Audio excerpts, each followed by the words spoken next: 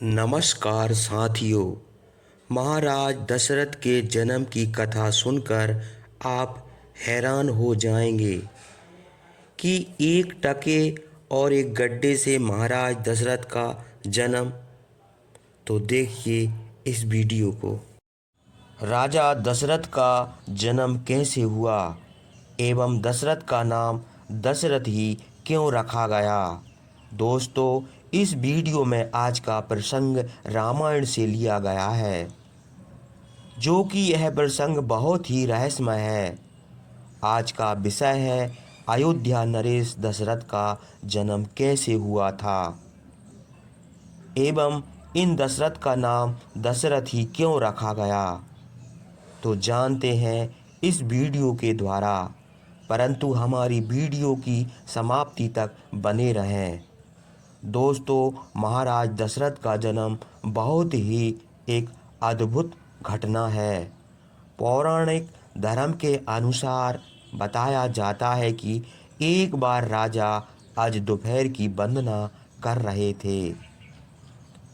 उस समय लंकापति रावण उनसे युद्ध करने के लिए आया। तभी लंकापति रावण दूर से ही उनकी वंदना करना देख रहा था।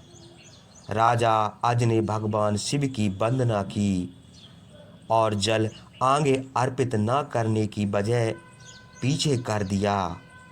दोस्तों, यह देखकर रावण को बड़ा आश्चर्य हुआ और वह राजा अज के सामने जा पहुंचा और बोला, महाराज, वंदना करने के पश्चात जल का अभिषेक आगे किया जाता है, ना कि पीछे। इसके पीछे आपका यह क्या कारण है। राजा अज ने कहा, रावण, जब मैं आंखें बंद करके ध्यान मुद्रा में भगवान शिव की आराधना कर रहा था, तभी मुझे यहाँ से एक योजन दूर जंगल में एक गाय घास चरती हुई दिखी और मैंने देखा कि एक सिंह उसे पर आक्रमण करने वाला है। तभी मैंने जल का अभिषेक पीछे की तरफ किया और मेरा जल तीर का रूप धारण कर जिससे उस सिंह की मृत्यु हो गई। रावण को यह बात सुनकर बड़ा आश्चर्य हुआ, किंतु राजा ने कहा, यदि तुम्हें विश्वास नहीं है तो तुम वहाँ पीछे दूर जाकर ये नज़र देख सकते हो, कई बाण लगे हैं। जब रावण को विश्वास हो गया कि जिस महापुरुष के जल से ही बाण बढ़ जाते हैं और बिना किसी निशाना लगाए ही निशाना लग जाता है, और रावण यह सब देखकर राजा अज से बात किए बगैर लंका को लौट जाता है। दोस्तों, एक बार की बात है, जब राजा अज जंगल में भ्रमण करने के लिए गए तो उन्हें एक बहुत ही सुंदर सरोवर दिखाई दिया। उस सरोवर में एक कमल का फूल था जो अति सुंदर प्रतीत हो रहा था। उस कमल को प्राप्त करने के लिए राजा आज सरोवर में कूद गए, किंतु क्या राजा आज जितना भी उस कमल के पास जाते, वह कमल उनसे दूर हो जाता था और राजा अज ने उस कमल को नहीं पकड़ पाया। तब आकाशवाणी की, राजन, आप निस्संतान हैं, आप इस कमल के योग नहीं हैं।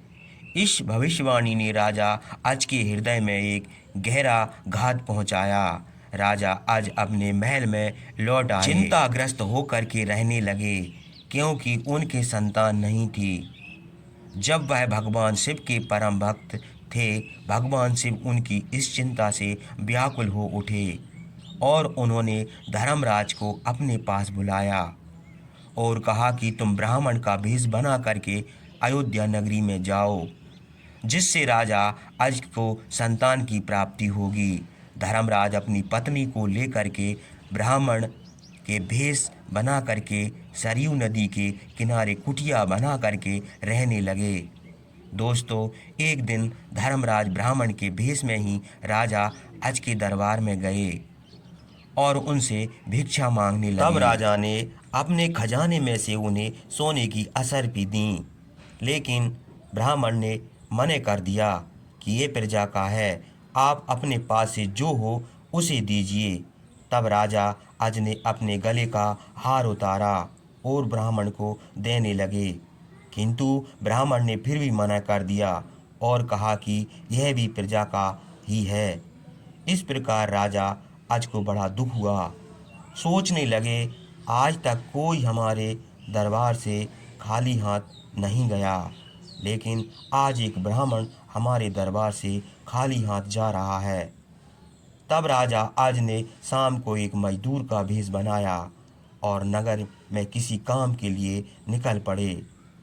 चलते चलते लोहार के यहाँ पहुँचे और अपना परिचय दिए बिना ही काम करने लगे।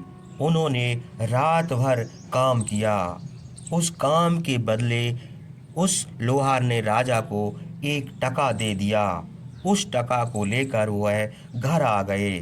घर आकर उन्होंने अपनी पत्नी से कहा कि जो ब्राह्मण भिक्षा लेने आए थे उनको यह टका दे देना। दोस्तों, ब्राह्मण की पत्नी ने उस टका को ब्राह्मण को दे दिया और ब्राह्मण ने उस टके को जमीन पर फेंक दिया। एक आश्चर्यजनक घटना हुई। ब्राह्मण ने जहाँ टका फेंका था वहाँ गड्ढा हो गया।